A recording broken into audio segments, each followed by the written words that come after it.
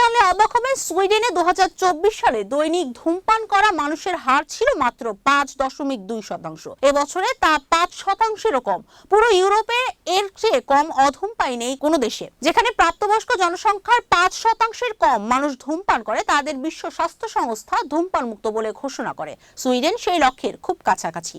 তবে ইউরোপের দেশটিতে এই সাফল্য একদিনে পরিবর্তন হয়নি। গত 2 দশক ধরে সচেতনতা বৃদ্ধি, ধূমপানের ক্ষতি সম্পর্কিত প্রচারণা এবং কম ক্ষতিকর বিকল্প নিকোটিন পাউচের ব্যবহার বৃদ্ধির ফলে সম্ভব হয়েছে।